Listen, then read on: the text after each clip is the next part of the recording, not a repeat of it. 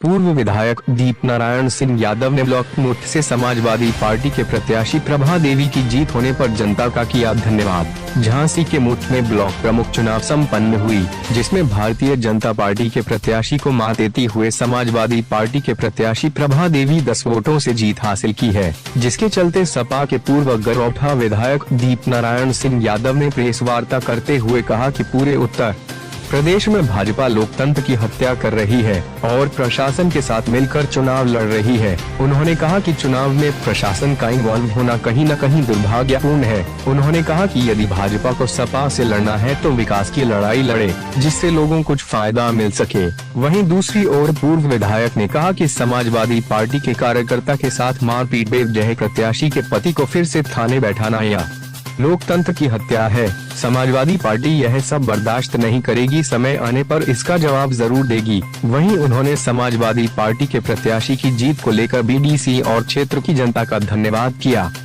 देखिए, पहले तो मौट ब्लॉक की बहादुर जनता को हम बधाई देंगे, जिन्होंने बहादुर प्रतिनिधि चुन के भेजे। जिस तरह से ये चुनाव हो रहा था लोकतंत्र में पिछले 50-60 साल में कभी नहीं हुआ।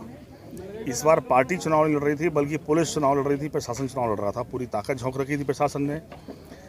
कोई क्षेत्र पंचायत का सदस्य जो सम्मानित पद है, जो पूरे ब्लॉक की रणनीति तय करने का जिसकी जिम्मेदारी लोगों ने सौंपी है, उसे घर में जाके दबिश दी जा रही थी। वो प्रधान के बराबर का पद है, उसका अपमान हो रहा था।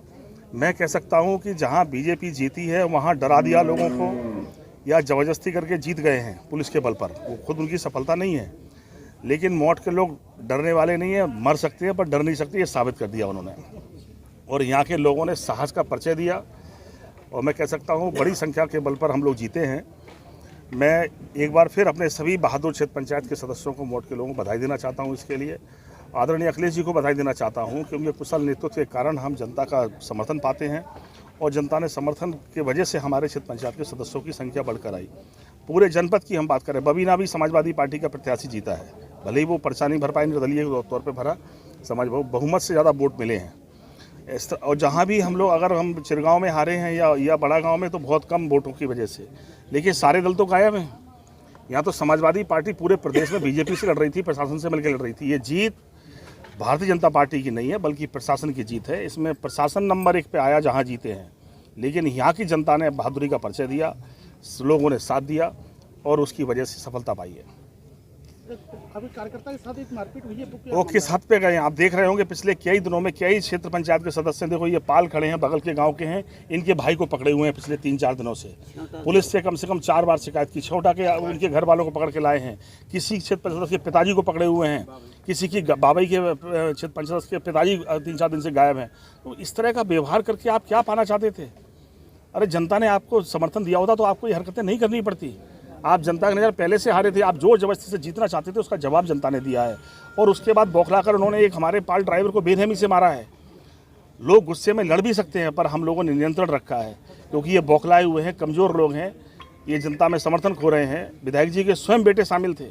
मैं उनसे भी कहना चाहता हूँ कि राजनीति का स्तर मत गिराओ, इन बेटों को राजनीति में इस लेवल पर मत कराओ कि और कहीं स्थिति बन जाए। हम लोग राजनीति की मर्यादा रखना चाहते हैं। आओ मिलकर विकास की लड़ाई लड़ो, आप अपनी सरकार की उपलब्धियां गिनाओ, आप अपने अच्छे काम करो, आप बांध बनाओ, सड़कें बनाओ, कुछ अच्छे काम करो।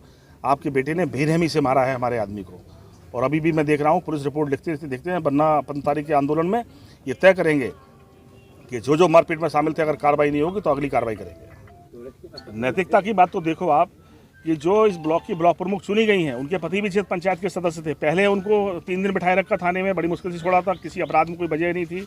लेकिन जैसे ही चुना के जीत गए हैं, फिर पुलिस पकड़ के ले गई है और वो आज थाने में बैठे हैं। कम से कम इतनी तो मोरलिटी बनती है आज के दिन। आज उनके घर में खुशियाँ आई हैं।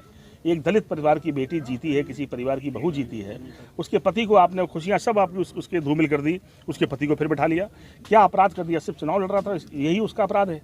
मैं कह सकता हूँ सरकार में नैतिकता होना जरूरी है, अधिकारियों में नैतिकता होना जरूरी है। पुलिस का नाम नहीं है, पुलिस लोगों का भरोसे का नाम है। ये व्यवस्था कार्यपालिका का वो पार्ट है जो न्याय की बड़ी न्याय दिलाने में सहयोगी बनता है।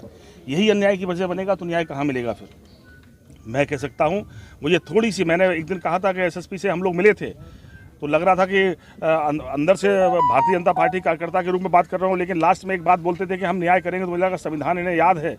तो हमने उस दिन उम्मीद पाई थी कि आईपीएस की अगर लट लगी है उसका प्रभाव है, अगर वो IPS अभी अंदर जिंदा है तो अन्याय नहीं हो सकता, और अगर वो मर जाएगा तो फिर लोगों को न्याय नहीं मिल सकता।